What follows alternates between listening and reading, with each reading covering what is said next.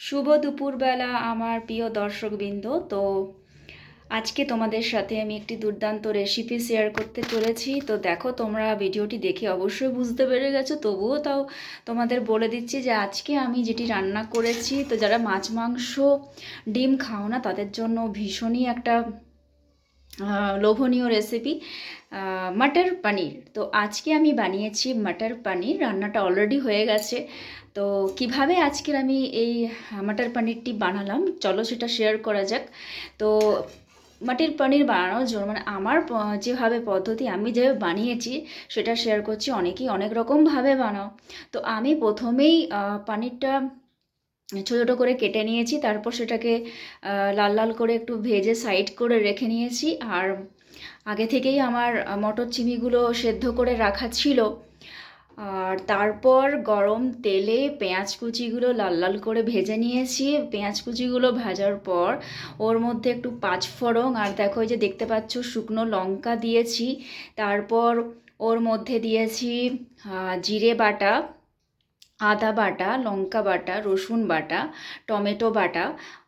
তারপর ওর মধ্যে হলুদ আর নুন দিয়ে একটু কষে ভেজে নিয়েছি। এবং ভাজার সময় আমার মতো আমি ওর মধ্যে পরিমাণ মতো দুধ দিয়ে ওটাকে কষেছি। এবং মশলাটা কষার সময় যেটা আরও মিশিয়েছি তোমাদের দেখাচ্ছি, এই যে সানরাইজের কালি মির্চ পাউডার, অর্থাৎ গোলমরিচের গুঁড়ো ওর মধ্যে অ্যাড করেছি। আর ওর সঙ্গে দিয়েছি এই যে ম্যাগি মশলা। এটা তো খেতে আমার খুব ভালো লাগে, যে কোনো তরকারিতে আমি ম্যাগি মশলা অ্যাড করি।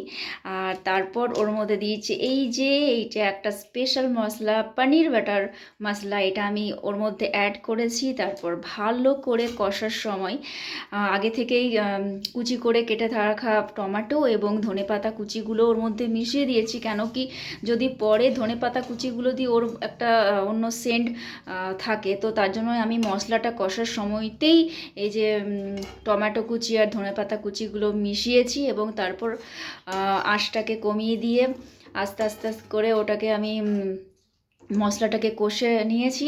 এবং সঙ্গে সঙ্গে একটু পরিমাণ মতো জলও দিয়ে দিয়েছি, তবে জল খুব একটা পরিমাণ বেশি দিইনি। তারপর যেহেতু মটর চিমিটি আগে থেকে সেদ্ধ করা ছিল, তো পরেও মটর চিমিগুলো ওর মধ্যে দিয়ে দিয়েছি। ব্যাস আর কি, আর একটু ফোটানোর পর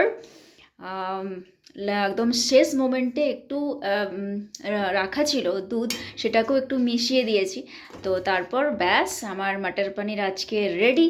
তো ব্যাস, এবারে গরম গরম ভাতের সাথে মটর পনির পরিবেশন করব পরিবারকে। তো তোমাদের কার কার খেতে ভালো লাগে মটর পনির অবশ্যই আমাকে কমেন্ট করে জানিও। আমার তো মটর পনির খেতে খুবই ভালো লাগে।